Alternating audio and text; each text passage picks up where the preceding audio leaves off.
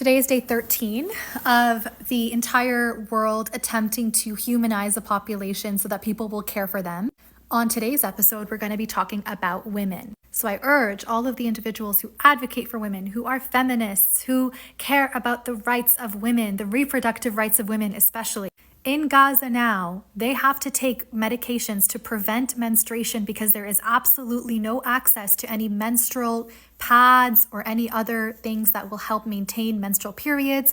They cannot shower, so there's no water. They can't shower, they can't clean themselves. So they have to literally prevent menstruation. This video isn't a propaganda video about whether or not people should be on birth control. I'm just saying that this is against their will. They don't want to be doing this. They want to menstruate. This is not individuals who are willingly choosing to take a medication to prevent menstruation. They don't want to. The women currently in Gaza who are pregnant, how do you think their pregnancies are going to go if they don't have food and water for 13 days straight? Ongoing, it's still happening. They haven't gotten water or food yet. It's still happening. Those people that are advocating and fighting for reproductive rights, where are you? These will certainly cause numerous fatalities, numerous miscarriages, not to mention the individuals who do make it to giving birth, who are currently maybe in the end and final stages of their pregnancy and are giving birth now. What happens if there's a complication? They're shutting down every hospital. Every hospital is rendered useless. Where will they get the care they need to not die? For them and their baby to not die. This will certainly have long-term consequences as well, right? The trauma, the impacts of being malnourished on reproduction in a general sense, on an entire population of women, right? So anyone of reproductive age being forced into these circumstances, it will impact their reproductive abilities. This is a medical crisis. We've known that. Doctors have been saying that it's a medical crisis for decades. But I'm just trying to appeal to some part of individuals' cares and interests, because humanity doesn't care about Palestine because we don't see them as human. We don't see them as worthy. I hope that we can collectively start to see these as individuals who are worthy of our outrage, of our care, of our support. The women of Gaza are suffering. The children are suffering. The men are also suffering. But again, I'm trying to appeal to people's interests right now. This comment says that the UN is irrelevant, and I absolutely agree. They're obsolete and they're corrupt. They're allowing my government, the United States of America, to veto humanitarian aid resolutions like this one. And you can click back through this comment to see another UN vote from yesterday where the US explains why they voted against a ceasefire. And just now, as you can see, the US used their veto power to block aid getting into Gaza. There have been Egyptian truckers living in their trucks on the border for 3+ days waiting to bring this aid in. The US vetoed it. The US said no to a ceasefire. The US is funding Israel to $10.5 million every day. And now we're considering a $10 billion emergency military aid for Israel, which, do not lie to yourself, that's not military aid. This is for ethnic cleansing. That's absolutely what this is. Also, watch the video tagged in my caption where Biden responds to chants of "Let Gaza live" with, "I don't think that's a good thing. Enough. Dismantle the United States, land back." So this comment says that the UN is irrelevant, and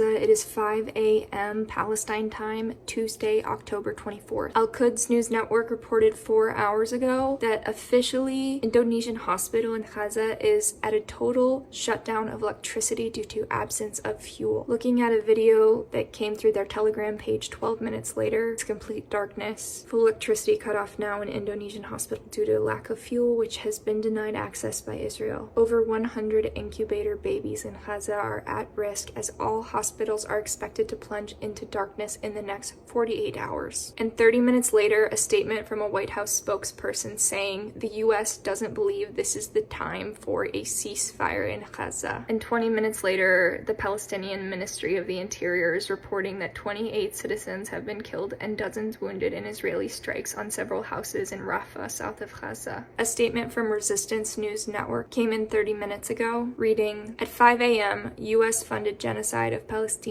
Palestinians by the IOF continues. For another night, the IOF intensifies its airstrikes. In the last hour, violent IOF strikes targeted the vicinity of both Al-Aqsa Martyrs Hospital and Al-Shifa Hospital in northern Gaza. At the Indonesian hospital, medical workers are using their phone flashlights to revive the wounded due to lack of power. A strike targeted the Muqaim home in Rafah, southern Gaza, resulting in 3 martyrs and several injuries. In central Gaza, a strike targeted the Muqaim home in Rafah, southern Gaza, resulting in 3 martyrs and several injuries. In central Gaza, the Khalibi family home in Al-Barij refugee camp was targeted, and 3 martyrs were pulled from the rubble. The number of martyrs of the Khan Yunis and Rafah massacres has risen to 57, with dozens more injured, following IOF airstrikes on homes in Al-Qarara and Tal al-Sultan. Skipping back in the timeline now, yesterday at 3:30 p.m., the Palestinian Ministry of Health said that the death toll in Gaza since the beginning of the Israeli genocide campaign has climbed to 5,087, including 2,055 children, 1,119 women, and 217 elderly. In addition, at least 15,273 have been injured. You might wonder why the number of elderly is so low. That's because the average age in Gaza is 18 years old. That's due to a variety of factors, all stemming from Israel's occupation of the prison that they are forced to live in. This is news from Gaza. It is 5 a.m. Palestine time. I just want to know when enough is enough.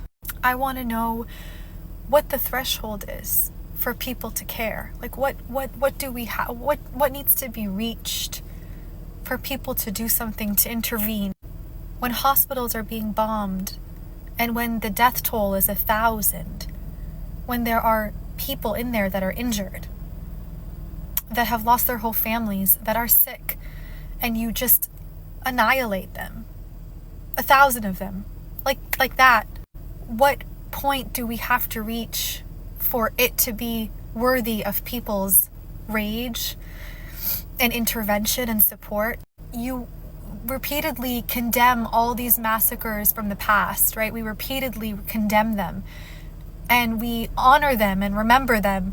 But when we have the opportunity to prevent bombing of a hospital, this is the hospital. This is a picture of a hospital. Nobody does anything. Share these stories, share what is happening, because no one else will, it seems like. They're not sharing the fact that hospitals are being blown, literally obliterated, flattened, and every human in them murdered.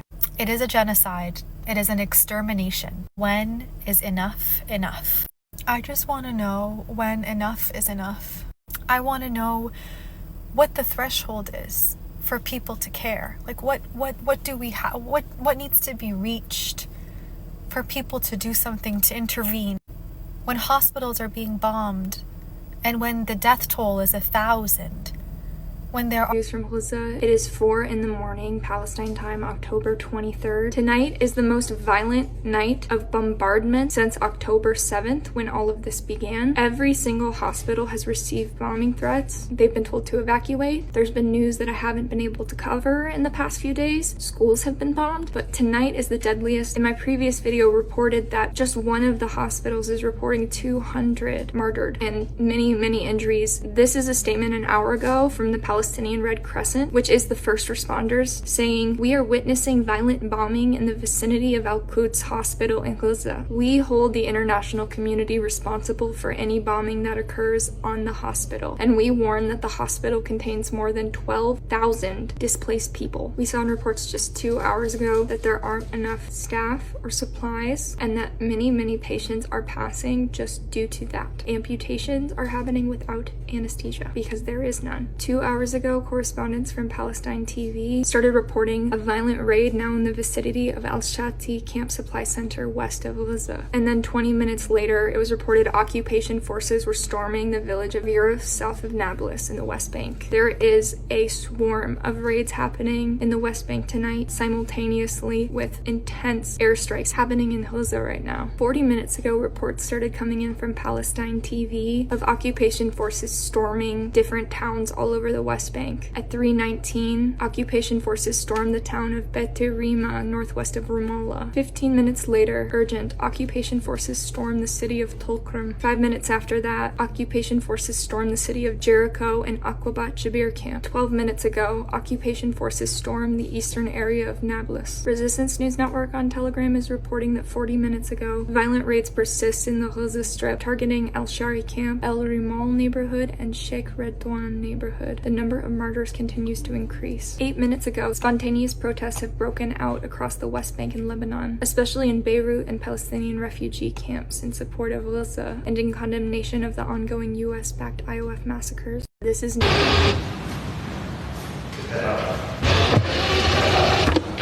Oh yeah,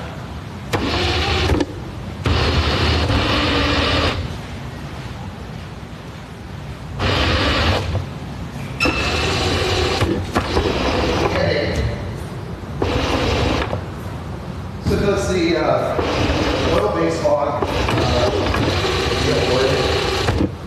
I think it's within the machine. Okay. Yeah, it just seems amazing. It might be. Anyway, this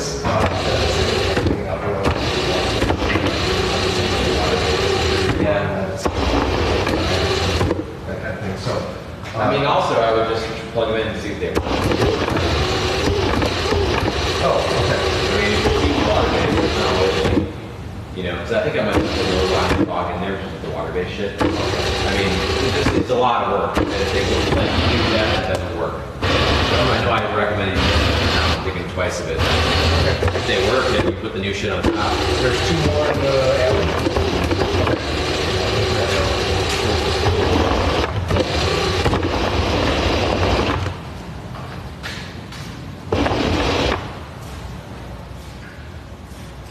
Pretty much every single day. Pretty much in every single case, the Israeli military has denied that they were involved, they were not at fault. In virtually every single case, that is proven to be a lie. If any journalist presumes that what a military or government is saying is true in war, they should get their head checked, because lying is part of the agenda. The Israeli military controls the information environment. If they put out a couple of hand puppets talking to each other and said that this was, secret conversations of Palestinian militants, there would be no way to independently verify this. I would treat any information coming from the Israeli government, particularly given their history of misleading journalists, with tons of skepticism. U.S. President Joe Biden brought none of that on his visit this week when he said he has Israel's back. Based on what I've seen, it appears as though it was done by the other team, not you. Which is notable, given that 6 months ago, Biden would not give Benjamin Netanyahu the time of day, refusing to meet with the Israeli Prime Minister.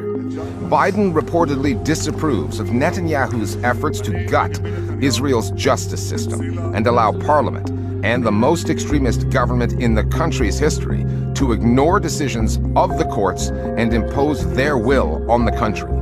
But there he was in Tel Aviv, side by side with that same government, promising Israel even more American weaponry 1 week after Biden bought into and recited Israel's Hamas beheads baby story, which proved to be as real as Iraqi WMDs were post 9/11.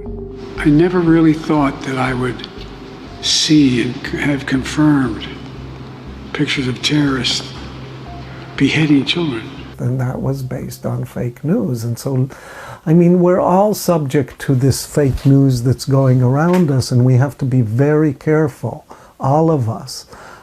But when the leader of the most powerful country in the world says it, it's much more problematic. If what we are seeing in Gaza proves to be the early stages of genocide, Israel's news media will end up with blood on their hands. הדרך שלנו לשוב ולעמוד על הרגליים היא דרך לא פחות מאשר השטחה של כל תשתית החמאס בעזה. במילים אחרות זה השטחה של עזה. ועל זה הולכים. For decades, Israeli politicians and news outlets have dehumanized Palestinians, normalized their ethnic cleansing, Now they are amplifying calls for extermination. כי מה בעצם אומר הרעיון של כיבוש? שכבשת ממדינה ריבונית. לא הייתה מעולם מדינה פלסטינית. מעולם לא הייתה. Military figures, commentators, even entertainers like this singer, routinely calling for genocide in Gaza. את עזה לגמרי, לא להשאיר שם בן אדם אחד, זה פשוט חיות אדם. Numerous Israeli journalists have echoed those calls in their posts on social media. Those murderous messages are violations of international law, and for good reason. As historians have repeatedly reminded Israelis, genocides don't just happen. There is a pattern. In Nazi Germany in the 1930s and Rwanda in the 1990s, they were preceded by politicians using the mass media to dehumanize the enemy and get audiences on side, to prepare the ground for some of the ugliest acts in human history. Pretty much every single day. We are being shown time and time again that Israel does not care about their hostages. I'd even go to say they don't want hostages back, but let me show you why. I'm sure we've all seen the video of this woman released by Hamas recently. And in the press conference, she says that Hamas took care of all of their needs and they were very friendly. And Hamas also released footage of the same hostages. And they're shown sharing tea, cookies, and talking with the fighters, and even upon leaving, they give them handshakes. This matches this survivor story as well. Aired on Israeli radio that Hamas treated them fairly fine up until there was crossfire, and in that crossfire, Israeli forces shot their own civilians. This matches her story as well. This also matches a Jerusalem-based reporter that on his tour organized by Israeli Army's propaganda unit, that building after building had been destroyed, where Israeli tanks blasted the Hamas militants where they were hiding. And here in an interview with someone whose partner was killed, that the takeover required shelling the houses with all the occupants inside, including terrorists and hostages. And the price was terrible. Many Israelis killed. And Hamas body cam footage. But let me really drive this home. An Israeli newspaper is releasing an ongoing list of those killed in the Hamas offensive. And I've made a previous video about this, but if you scroll through it, a lot of them are active military personnel. So all of this is now going against their claims of what happened on October 7th and since then. And what Israel's real goals are in the region. Like now, Israel is carpet bombing Gaza, and as you can see here, Hamas claims that their own hostages are being killed by these bombs. And Netanyahu's office even confirms that they're declined to accept 2 Israeli hostages. So if time after time an Israeli hostage gets released and they explain a different story compared to the media, it starts to make more sense that Israel is using this as justification for what they're doing in Gaza and the West Bank. They want the entire Palestinian territory and more. But don't believe me, some random person on TikTok without that many followers. Believe this Israeli think tank with ties to Netanyahu's office, who now says that this provides a unique and rare opportunity for the relocation and final settlement of the entire Gaza population. We are being shown time and time again that Israel does not care about their hostages. Israeli officials say that fuel will not be let into Gaza even if the hostages are released. The Gaza Strip runs on fuel. Hospitals, water pumps, everything and anything. You need fuel to survive. Some small amount of aid trucks were able to go through Rafah into Gaza as aid. Keep in mind, usually hundreds of trucks go in and only about 50 were able to. They purposely left out fuel. Not having fuel is a death sentence for the people in hospitals, the children, the babies, everyone in the ICU. And Israel has the nerve to say that people in Gaza don't have fuel because Hamas is taking it. Israel has attacked churches, schools, and hospitals in the name of getting Hamas. Everything in the world seems to be Hamas in order to keep things from the people of Gaza. Israeli officials say that fuel will not be let into Gaza even if the... We are witnessing unprecedented levels of violence in the region. Since October 7th, more than 5,000 lives have been lost on both sides, and more than 1 million people have fled their homes in the Gaza Strip. Allow me to quote President Lula on his appeal to reason. Hamas must release Israeli children who were abducted from their families. Israel must cease bombing so that Palestinian children and their mothers can leave the Gaza Strip across the border with Egypt. There needs to be a minimum of humanity in the insanity of war. End of quote. What President Lula is underscoring is that we are dealing with both a hostage and a humanitarian crisis. The acts of terrorism carried out against civilians in Israel resulted in over 1,000 victims and the abduction of hundreds of innocent people, including children and the elderly. 3 Brazilian citizens have been confirmed dead, victims of Hamas attacks. As we deeply mourn their passing, we cannot condone acts of terrorism. Violence only breeds further violence. I want to make an appeal, therefore, for the immediate and unconditional release of all civilian hostages in safety, in particular of women and children. Acts of terrorism are heinous and criminal, and international law is clear on the ways to address it. The Security Council has created a significant body of counterterrorism norms.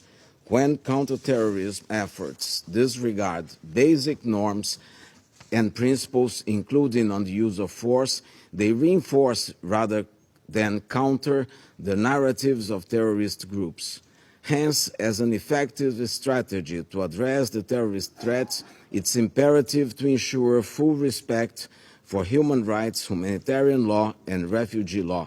Children must always be treated primarily as victims, in a manner consistent with their rights, dignity, and needs.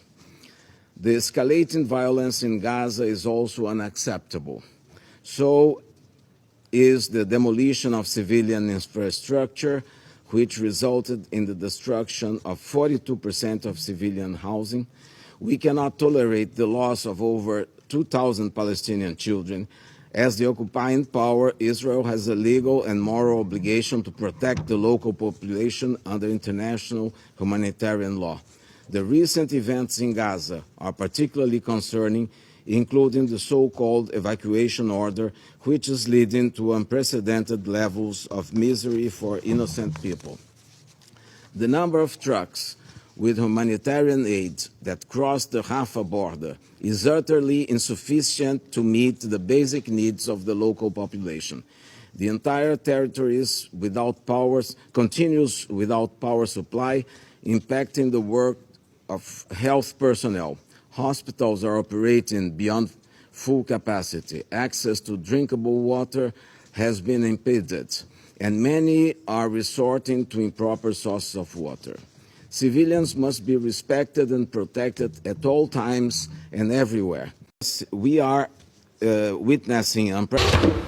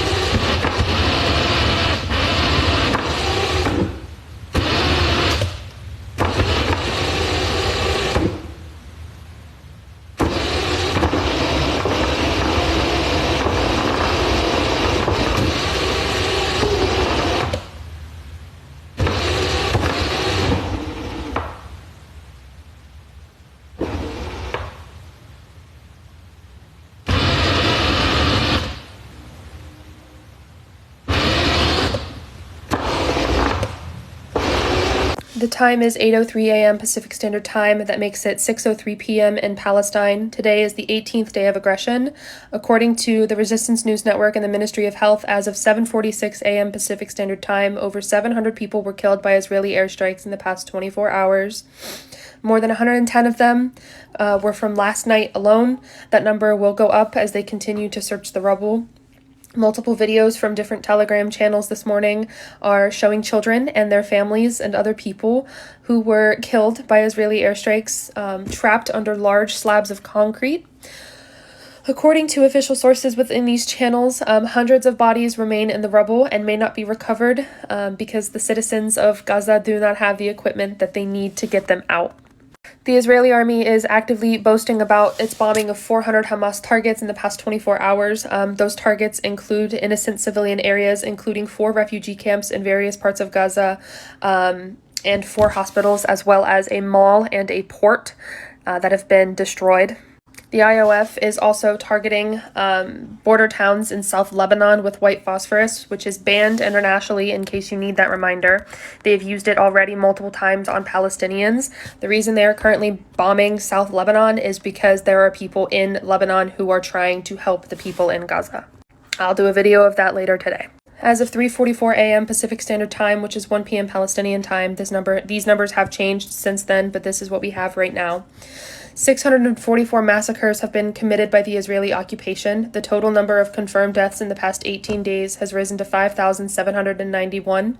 That number includes 2,360 children, 1,292 women, and 295 elderly people. 295 may not sound like a lot until you take into consideration the fact that the average age in Gaza is 18. 18,000 citizens are currently suffering injuries. Medical supplies are essentially gone, so many of those injuries are going to turn into deaths. Furthermore, according to Gaza Now, the complete collapse of the healthcare system in Gaza has been announced as of early this morning, late last night. Hospitals are unable to receive any new wounded or any new people, any new cases. They are still running out of power. My video from last night has not changed, which means all of the people, including the babies who are in incubators, are going to die as their hospital loses power. This morning, Telegram is filled with a bunch of videos of destroyed buildings, of dead children, if I'm being completely honest. Yet another child has been pulled from the rubble headless. That makes 3 that I have personally seen on Telegram now. Yet Israel claimed back 18 days ago that Hamas had beheaded 40 babies, even though they had never provided proof, and have later rescinded that statement, saying that that was a lie. Here we are, October 24th, with actual documentation of Israeli airstrikes causing the beheading of children. If you were screaming about what Israel said against Hamas, but you are not screaming about what Israel is literally being documented doing, you have no soul, and I have no faith in you. Hamas is still releasing their hostages. I will make a separate video on that because that deserves its own topic. But while Hamas is releasing hostages, the Israeli occupational forces are murdering prisoners and assassinating prisoners that they have in their prisons. A list of demands for the people who are currently in prison in Israel have been made. I will make a separate video on that, but that has been a very, very, very broad overview of what has happened in Gaza in the past 24 hours. Again, my numbers are estimates, dates and times are estimates, and this is a humanitarian crisis of the highest level, and if you are still silent about it, shame on you. As a nurse and as a Palestinian, I feel compelled to continue speaking about the medical situation in Gaza as it continues to deteriorate, because it has gotten even worse since I made that. Even if humanitarian aid was to get to the people of Gaza right now, their health has been permanently and forever changed. Hi, my name is Evan. I'm a bioethicist, and I specialize in misinformation, disinformation, and conspiracy theories as a threat to public health. Right now, a lot of people, especially the media, are sharing the death toll, and that's really important. But I want you all to understand that the death toll is probably quadruple or more that. And I don't mean that based on the people that are missing under rubble. I mean that in terms of the things we don't ascribe to a death toll when these things happen. Because in a community of 2 million people where 1 million are displaced, you have to remember that there is ongoing and consistent health care that those folks would have needed on a regular day-to-day basis. At this point, people have lost their lives to their chronic illnesses like diabetes and hypertension. There are people who have missed enough chemotherapy where their cancer is metastasizing. There's emergency care that just can't be provided to women going into labor who are having infants that need a certain kind of care above and beyond. There are tools and machines that premature babies do not have access to, and so they will also lose their lives. And those are the things that are happening in the immediate, right now. But there's also what the environment is doing to everyone as they are stuck in place. There are the remains of people and pets and all sorts of other things that are decaying under rubble. And decaying tissue gives off all sorts of things. It attracts, first of all, insect activity, which builds up in the environment, but it also gives off all sorts of gases, as well as bacterium sets in. This creates a really toxic space to be in, and really has a detrimental effect on your health. Missiles, projectiles, or any sort of explosives have a host of carcinogens in them, and those carcinogens are given off in the immediate, but they also leach into the environment. And as long as people are standing around and within that environment, they are breathing it in, or they are absorbing it in all sorts of ways, either through the water they're drinking or the food they're consuming. Places that were hit and then caught fire, anything that was in that fire burns at a very high rate, and that high rate gives off even more carcinogens that we know are cancer causing. This is why there's such a high percentage of firefighters that develop an inordinate amount of cancers, particularly around the areas that remain exposed in the breaks in their suit. So throat cancer, and like cancer in their groin. There's not a functional system to get rid of all sorts of waste that people produce. That is trash that you produce from food or producing food of any sort, and as well as like your own waste, like human excrement. This means that diseases that set in when there isn't a functional way to pull waste away from people and their living spaces sets in, like cholera. There's no way to test for things. So if someone starts to develop symptoms of something, there's no way to know what they're experiencing symptomatically, because right now every hospital is in a triage situation where they're caring for the acutely hurt. And for those of you who have stopped thinking about it, we are still existing in a pandemic. So this means that all the people that are seeking shelter or seeking safety together are at risk of developing COVID. All of these things will have a long-term effect on these people's lives, and it will result in a shortening of their lives, as well as a whole bunch of other health conditions that we won't know until time passes.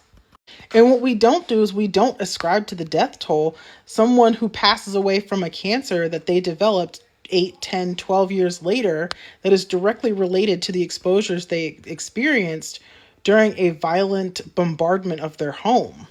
We don't add to that death toll people who will take their own lives in the future because of PTSD or all sorts of depression and other mental health issues that will develop from this in this experience.